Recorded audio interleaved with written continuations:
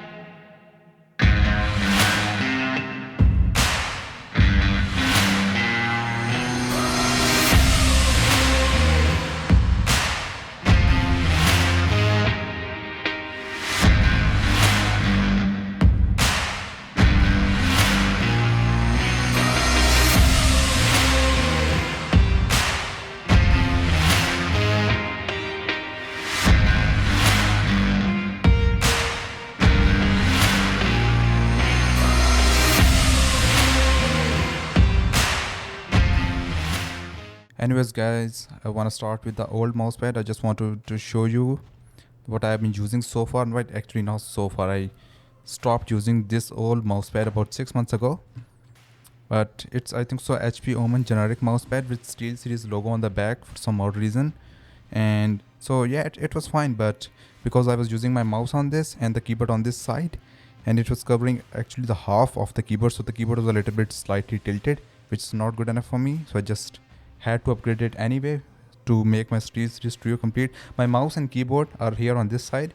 I'm not showing you that right now because the reviews of that mouse and keyboard would be in upcoming videos, so I don't want to ruin that, what exactly mouse and keyboard I'm using. Anyways, first of all, I think so I just want to show you, like, it is better than Razer Goliath, obviously, because Razer Goliath mouse pad has just one zone RGB lighting, and it does have two zone. Like, this is the first zone and this one is the second zone, which I will show you in a while in the RGB software. And after that, I think so the next point is the cable management, which is pretty crucial. Like, if you want your cables right in the center like this, it could be odd for you because the cable is coming from this side, from the left side of the mouse pad. So it can create a little bit of fuss. It can create a little bit of fuss on the left side. So you have to manage that accordingly. But the one good point I noticed about that is when your mouse cable is coming from the center, it will not mess up with this one. I mean, like, if you're moving your mice on the pad and it's on the right side, it will not interfere with this cable. And if you notice the branding, it's very subtle. This SteelSeries logo, which looks pretty good.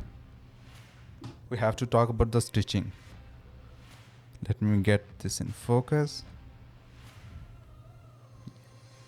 Not sure if you can properly see it, but the stitching is pretty hard on this. But it was not honestly a lot out of trouble for me. I got used to it pretty quickly. When you're using your mouse, you're not actually touching this tube, so don't worry too much that. Okay. And the RGB on this is pretty bright, so I love that RGB. I'm sure you can see it in this camera as well. And about the dimensions, it's pretty large. I think so it is 38 by, I'm not sure about the height. I'll put the exact dimension of the pad up here somewhere.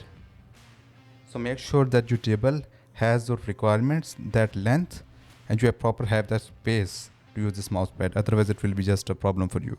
Okay, so let's talk about the bottom. So the bottom part of this pad has some rubbery texture to it, so it's pretty grippy. I mean, it's moving a little bit because my table is made of glass. So, but if you have a wooden desk, it should not move, right? And the surface of this mousepad is pretty soft and pretty, like if you can press on it, it will go inside. It pretty rubbery, and you can say it is like combination of soft cloth with slight rubber touch. So it's pretty soft as compared to my old one, which was pretty hard. So as you can see, the height of this is pretty limited. So if you like to do flick shots vertically, like if you have very low DPI settings and you move your mouse a lot top and bottom, I think so it's still enough, but it's like something to be concerned about. Like there are other mouse pads which have greater height than this, so just keep that in mind. Right, so I think so we should move on to the RGB software, and I'll show you guys exactly how you can customize the RGB on this pad.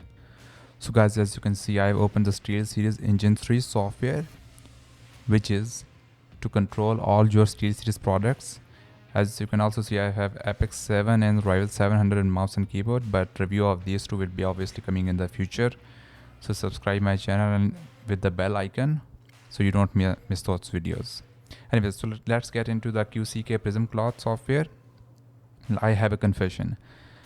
While making this video, I've been trying to change all of this stuff, and this RGB part is just not working for some odd reason. As you can see, the live preview is on, the zone 1 is off. In the diagrams, it's also off, but on the mousepad itself, it's not working. And it was working fine before, like I've been using this mousepad for about 6 months, but I think so in the recent update of SteelSeries, even if I save it, it doesn't work. So I think so in the recent update of the software, it got messed up, but don't worry about that. SteelSeries keeps pushing regular updates to their software, so I hope it will be fixed soon. But I think so this part is working, the global illumination. As you can see, if I reduce the brightness, it's completely off, and you can adjust them at about 4 different levels. The brightness keeps increasing. I like to keep it at full maximum brightness because that's good. Even though the RGB is not working, I still want to show you how it works. It's like really simple. The zone 1 is here. You can select any color, any like different feature, color, shift, steady and stuff like that. Same with the zone 2. If you want both of them different, but if you want to combine them, just press this. Just press this button, and now they are just combined with the same color, whatever you want to set to them. Right now it's set to color shift, and I don't know why it's not changing, but like let's leave it at that. So I think so that's pretty solid for, like, it's not a mouse or keyboard, just a mouse pad, so it's not like too complicated in the software. And guys, again, don't really worry about this one. I just had to be honest that my software is right now not working while making this video, but it was working before, and I'm sure that in the next update it will work again. Or maybe I'll just restart my system and start working again. But anyways, I think so right now we should go and watch some Apex Legends gameplay. I mean, I'm gonna play that and on this mousepad to show you guys some performance. So let's get into that. Standard stock here. Level 2. The enemies are shooting at me. Thermite grenade out.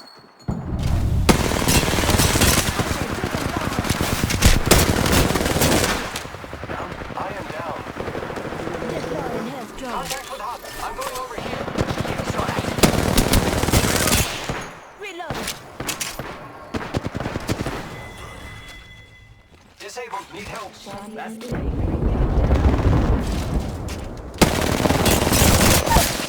I'm spotted. Taking fire.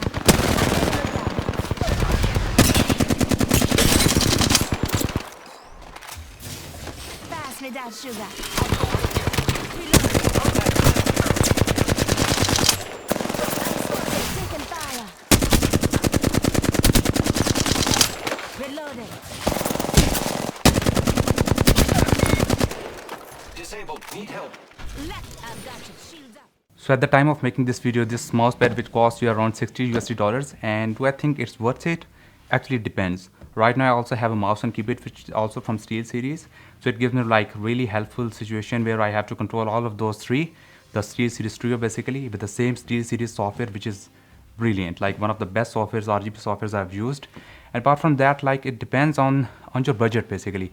It's obviously not exactly $60 worth, it's slightly expensive in my opinion, but like providing the features it provides.